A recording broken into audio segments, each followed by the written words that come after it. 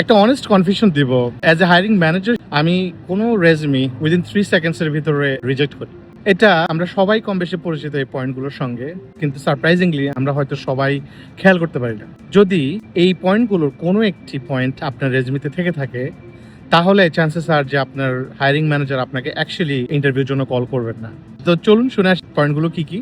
প্রথম পয়েন্টটা হচ্ছে, আমরা সবাই কম বেশি এআই সঙ্গে পরিচিত, এআই জগতে বসবাস করছি, সবকিছুই অলমোস্ট এআই দিয়ে পরিচালিত। কিন্তু আনফরচুনেটলি আমি দেখেছি আপনার অনেক অনেক রেজুমি জেনারিক এআই দিয়ে তৈরি। তো এটার একটা প্রবলেম হচ্ছে, আপনি যখন কোনো রেজুমি এআই দিয়ে বানাবেন, এটার প্রম্পটটা ভালো হওয়া প্রয়োজন। তো আপনার যদি প্রম্পটটা উইক হয়, সেক্ষেত্রে যেটা হয়, আপনার একটা জেনারিক কনটেক্সট তৈরি করে যার সঙ্গে আপনার স্কিল সেটের গ্যাপ থাকে, এবং হায়ারিং ম্যানেজার এটা বুঝতে পারে। হায়ারিং ম্যানেজার এটা বুঝে সাথে সাথে ক্যাচ করে এটাকে রিজেক্ট করে দিতে পারে। সো আপনি যখন কোনো একটা এআই দিয়ে রেজুমিটা বানাবেন, মেক শিওর আপনি প্রম্পটের মধ্যে ভালোভাবে এক্সপ্লেন করে দিচ্ছেন। দ্বিতীয় পয়েন্ট যেটা, সেটা হচ্ছে আপনার জব ঘন ঘন পরিবর্তন, রাইট? অনেকেই আমরা দেখি যে 6 মান্থস, 1 বছরের মধ্যে আপনার জব পরিবর্তন করছেন। এটা একটা বড় রিস্ক। এটা হয়তো সবসময় খারাপ না, কিন্তু অ্যাজ এ হায়ারিং ম্যানেজার এটা একটা রিস্ক ক্রিয়েট করে। কেন?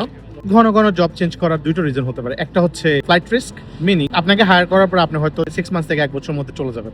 এটা অত্যন্ত costly, so hiring manager doesn't like it. দ্বিতীয় নম্বর যেটা, সেটা হচ্ছে আপনার ফেক করার চান্স থাকে। যেমন ধরুন, আপনি 6 মাস পর পর একটা জব চেঞ্জ করছেন, and then it seems like আপনি অ্যাকচুয়ালি ফেক করছেন। কারণ একটা জবে আপনি কমপ্লিটলি বিজনেসটা বোঝার জন্য আপনার কিছু টাইমের প্রয়োজন, এবং আপনি যদি 6 মাসের মধ্যে অ্যাকচুয়ালি চেঞ্জ করেন, তার মানে হচ্ছে আপনার এই টাইমটা খুব বেশি ভালোভাবে আপনি বুঝেননি কনটেক্সটটা।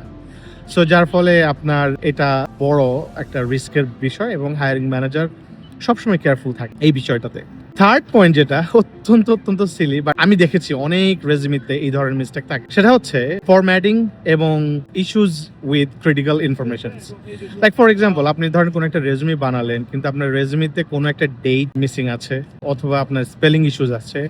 সো এই ধরনের রেজুমিগুলো সাধারণত ম্যানেজাররা মনে করে যে কেয়ারলেস। একটা মানুষ কেয়ারলেস যদি হয়, তাহলে আমি একটা কেয়ারলেস মানুষের রেজুমি কেন দেখবো? আপনি যদি আপনার রেজুমিটাকে 20 মিনিট সময় না দেন, আমি কেন আপনার রেজুমিকে 20 মিনিট সময় দেব?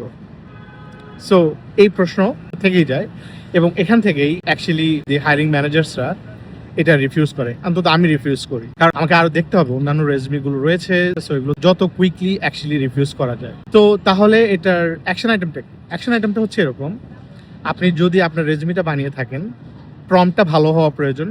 প্রম্পটের মধ্যে আপনাকে স্পেসিফিকভাবে বলে দিতে হবে যে রেজুমিটা যেন জব পোস্ট থেকে আপনার স্কিল সেটটাকে ম্যাচ করে আপনাকে হেল্প করে রেজুমি বিল্ড করার জন্য। অথবা আপনি প্রাইমারিটা আপনি নিজে লিখতে পারেন, অ্যান্ড দেন এআই কে দিয়ে এটা ক্ল্যারিফাই করাতে পারেন, অর একটা ক্লিয়ার ভার্সন রেডি করতে পারেন।